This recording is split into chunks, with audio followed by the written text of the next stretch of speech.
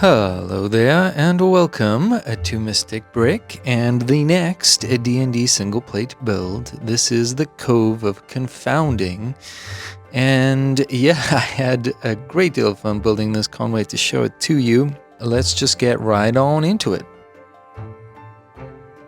Here you can see I've put down a lot of the base brickwork already, some of that rock structure and the river system here, well actually what would be a sea cove. And I'm just going to continue to build some of that. I'm trying to put, like I've done in some of my previous mocks, some fishes and some crabs down in there. I'm hiding a chest down at the bottom here as well for our adventurers to find, if they, choose to do so.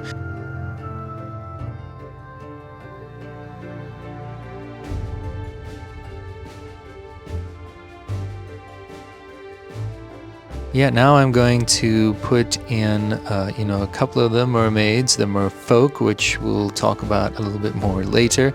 But I had to sort of build them into this part of the mock. So there they are, happily floundering about in the water.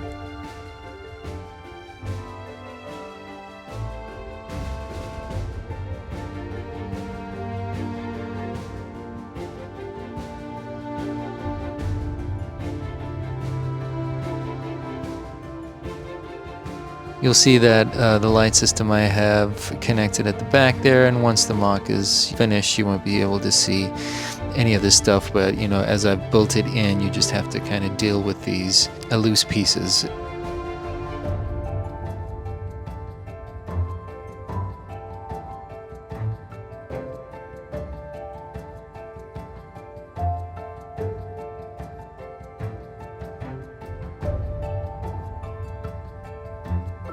So yeah, now I've put down all of the tile work on top of the 3 stacks high of those translucent blue bricks, and put down some of those cheese slopes to create a wave effect.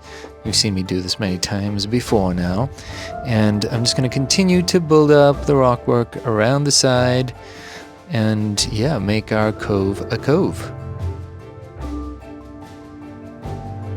Now you can see we're starting to get somewhere, and I've put in a few more things here which we'll talk about later as well. Another one of our enemies and some treasure, and the beginnings of a doorway back there further into the cave, something you could build out if you so wanted to. But because I'm sticking to this single plate design, yeah, we're just gonna pretend that that tunnel goes on deeper into the cove.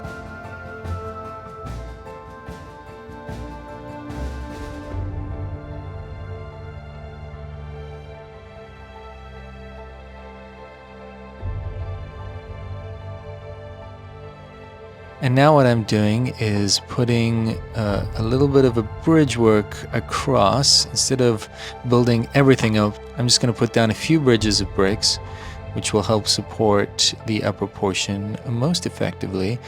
And this way you're kind of saving on bricks a little bit as well.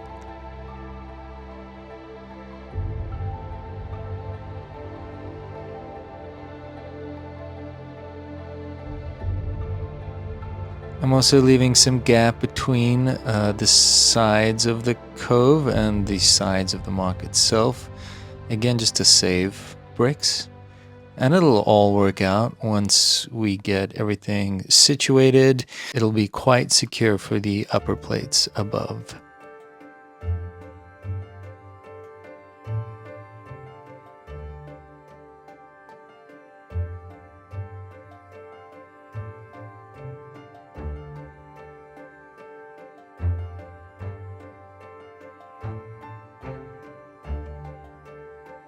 And then here I am just building the rest of that vanishing doorway. This is going to be an easily removable piece. Again, I'd like to make everything as modular as possible and as accessible as possible for our minifigs and for ease of use. And so, yeah, that's the point of making that easily removable. Going to continue to build up more of this rock work, as you can see. And, again, I've been using the pieces that are in my collection, so trying to do all of this sparingly and smartly.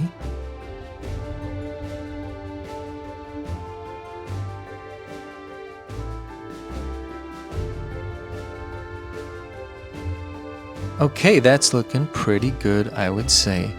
And now we're gonna move on to the upper plates, and I'm gonna start building this massive tree that's gonna sit on top, using a lot of inverted arches here to sort of secure the base. And I'm gonna have this little hole that leads down into the cove, so I'm leaving a bit of a gap there, and we'll see that sort of working later. But yeah, then putting down just one by one bricks with knobs and placing tail and elephant trunk pieces in there to signify the root system. And I'm also building roots a little bit down into the cove as well. We'll show you that a little bit later.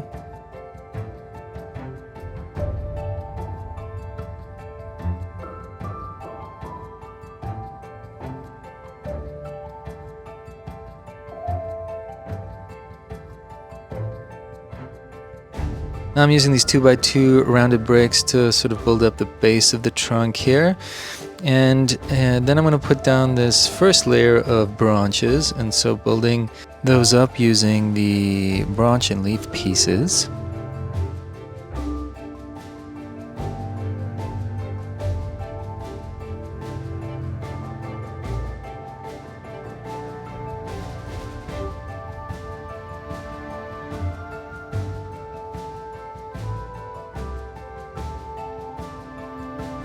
And I'm going to put some flowers on the top there, and we're going to attach these lower branches and continue to build upwards using more of those 2x2 rounds. And then I'm going to start using some Technic pieces to get a curve in the branches, something I've done many times before.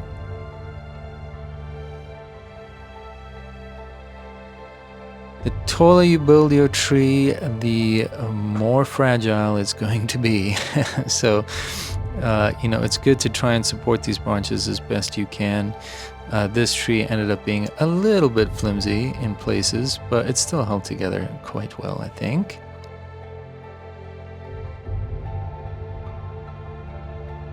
So once I've done more of that trunk work, I'm going to put more branches on top, and we're going to build some more of our extended branches and leaves. And this here is a elixir of phoenix feathers, which I'm going to put here in the top of the tree to see if our heroes can establish that that is up there, and then go get it later during their adventure. Okay, putting more of the branch pieces together now. Again, just using some of those leaves and sprouting pieces.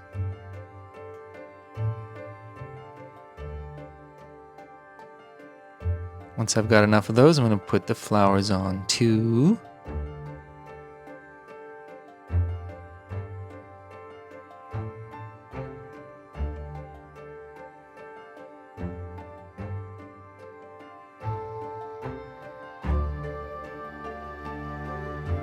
And once we have a good selection of all that, we'll just start putting them onto this tree, using again the elephant trunks and the tail pieces in a sort of random fashion.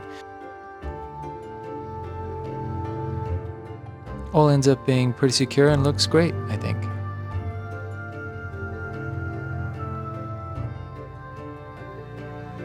Yeah, once we're well on our way here and looking good, I'm going to start putting some animal life into this tree. Here's the parakeet that comes from the new CMF-27, the Pirate Quartermaster. Very cool, a little new animal piece that.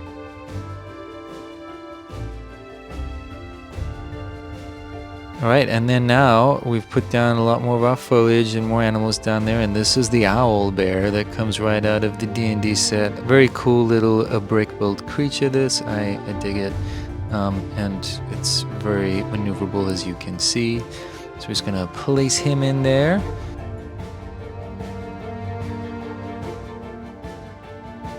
And he'll be waiting for our adventurers as they step in to this scene.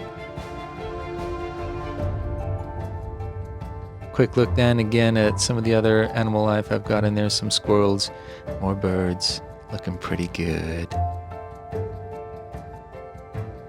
Okay, let's take a look at our minifigs now. First off, we've got our Elf Ranger, and she has the torso piece, the Marvel line, you know, from Echo, and then I'm not quite sure where her legs come from, but these weapons are very cool, got them all from Pickle Bricks. And then our next character here is a Dwarf Paladin. Yeah, I've given her this eagle armor and shield from Pickle Bricks as well. Then we have our Druid. I've made him a custom staff there. And then lastly, we have our Gnome Fighter, and he's got the Black Cat shield, but then also a Black Cat armor piece from Pickle Bricks. Very cool companion piece. Now let's take a look at our villains. You know, I got these two mermaid prints from K-Town Bricks. I think they're very cool, and I wanted to showcase them here. And then the center guy here is an Aboleth Spawn. My best rendition of an Aboleth Spawn with the pieces that I have, and I think he turned out pretty well. And then, yeah, we've got that owlbear in the back there. So those are our chief antagonists. All right, let's get into the adventure then. As our heroes arrive on the scene, they will be immediately confronted with an owlbear, which they will have to do battle with. So they'll be rolling initiative right away. But yeah, you can get a pretty good look at the scene here now. This upper plate, I think it all looks pretty good. You know, that cloak on the Druid there also comes from Pickle Bricks. It's a nice, you know, fluffy fur coat. I really dig that. Yeah, just taking a quick look around here, there's that chest, and it's got some frost essence inside, as well as some jewels and gold. So if our heroes are able to defeat the owlbear, they'll be able to loot that. There's also a magic lantern there, which might help them in the cove below. And then, of course, that elixir of Phoenix Feather is hidden at the top of the tree. But yeah, our heroes are looking pretty formidable, and we'll have to put up a good fight here in order to take care of that owlbear.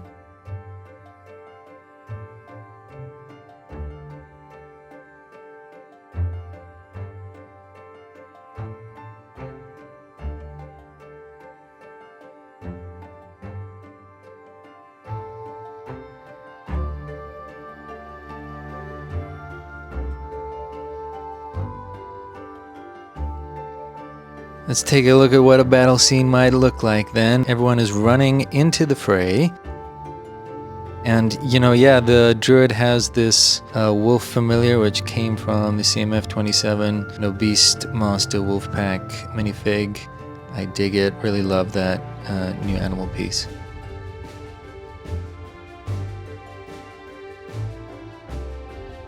But they're battling away, and hopefully they'll be able to defeat this ferocious owlbear. Having successfully done that, they can now scour the area. You can see our gnome fighter has enough of an acrobatics focus that he can scale this tree, and he's obviously discovered that elixir of Phoenix Feathers, so he's going to go pull that down. And the rest of our heroes are doing some exploring about here, and you can see that the Druid has discovered, through his prowess with nature, that hole beneath the roots of this tree that leads to the cove below, the place they've been looking for. They've heard of the treasure that is hidden down there. You can see our poor owlbear there laying flat on its back, having been slain. The poor chap.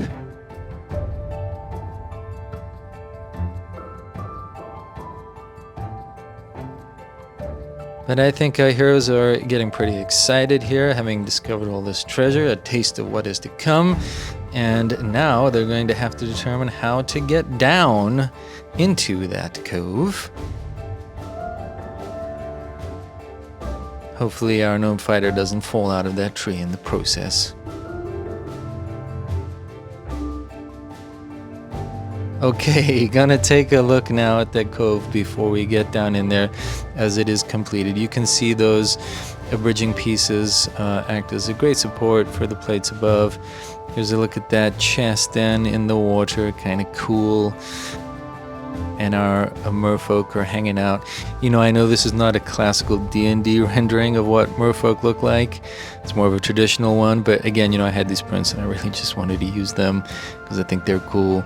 There's a look at some of the treasure that's going to be hiding down here, the Aboleth spawn, you know, protecting some of that. Our heroes are going to need some psychic resistance to deal with this guy. And I suppose if there is an Aboleth spawn hanging out around here, that might mean that through that tunneled doorway there, an Aboleth itself might be lurking. There might be a lair. And my goodness, that would be a formidable battle, certainly. But yeah, I think you get a kind of a cool look at all this here. And yeah, you know, there's that skull kind of hanging out beneath the water there too. And you can see all of the fishes and the crabs as well. Yeah, and now we're going to take a look at this without those bridging pieces to obscure the view. Pretty cool. You can see those roots that are coming down through the side from the tree above. I thought that was kind of a nice touch.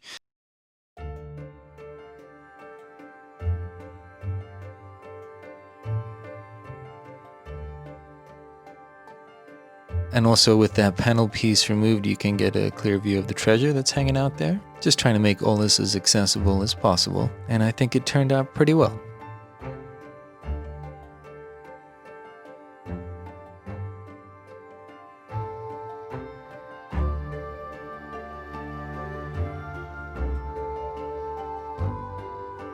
I also just wanted to quickly show you what this looks like with the lights turned on in the dark. And again, I think it's pretty cool. You know, one of my lights did end up blowing, unfortunately. I was going to have two around the front side of the chest over here. I mean, I think it still looks pretty good and works well, but I wasn't going to dig that all up just to replace that light. So, but yeah, I like the way that this all looks. I think it gives it interesting atmosphere.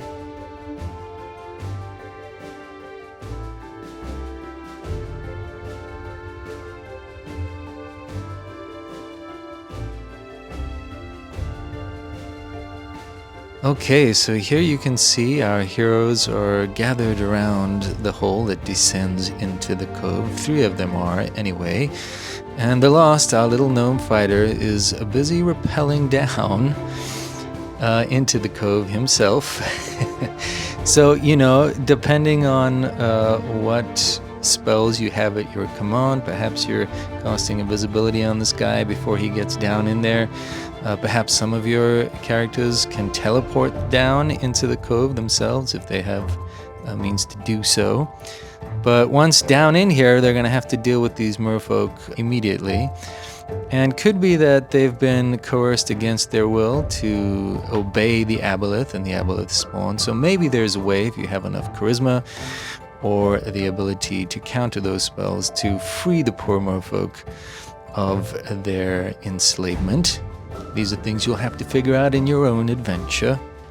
And again, here's just a look at everything with the lights turned on in the dark. Pretty cool, I think.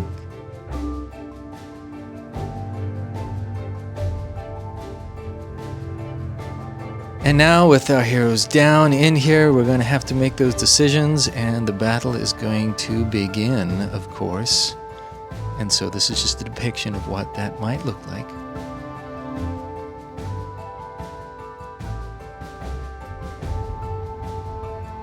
And again, just going to show you how everything looks with the lights. The Aboleth spawn is now aware of their presence and is itself preparing to do battle. Really like that little view into the cove from above with the lights turned on. I think that's pretty cool.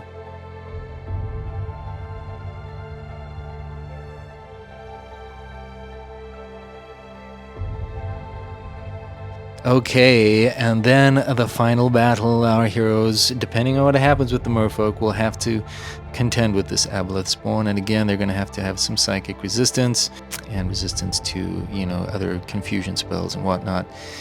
But it shouldn't be too difficult of a battle if they've made it this far.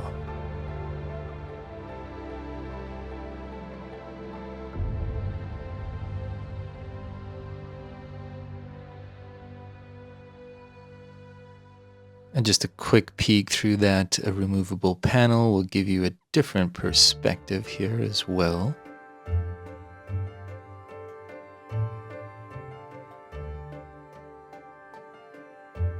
A good look at that treasure.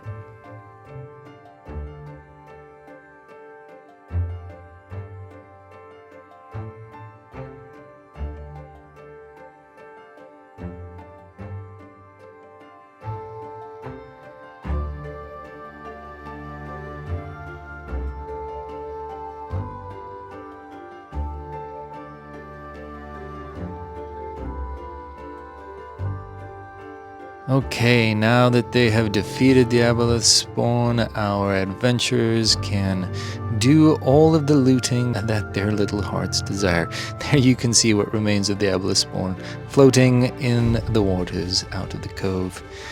But yeah, some pretty cool treasure here. Everyone is getting excited about that, I'm sure. Will help them in their future adventures, all of this stuff.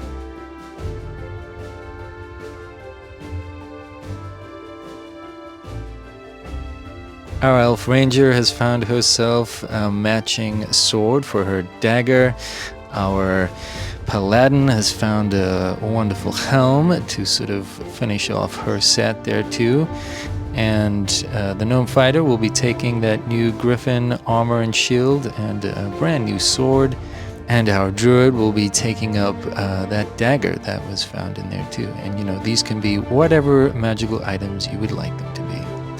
Okay, so just one final look at this mock in its entirety, set up. Again, this was so much fun to do. I hope it has given you some ideas on how you might build some mocks for your own campaigns or whatever.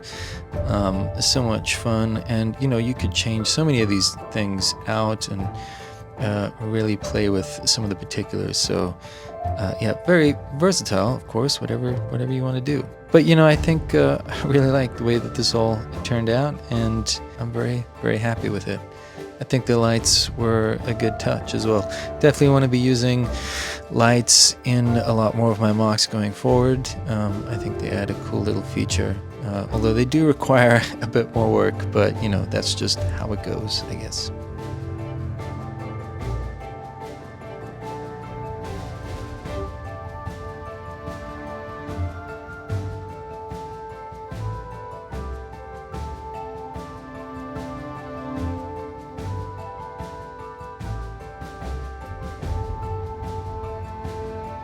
Just wanted to say thank you so much for watching once again, and I really hope you're enjoying this whole single plate series. I plan on doing a whole bunch more. I want to try to put out at least one a week, hopefully every Saturday at this point. But yeah, please stay tuned for whatever is coming in the future. So good to be with you all again this week. We'll see you next time. Bye-bye now.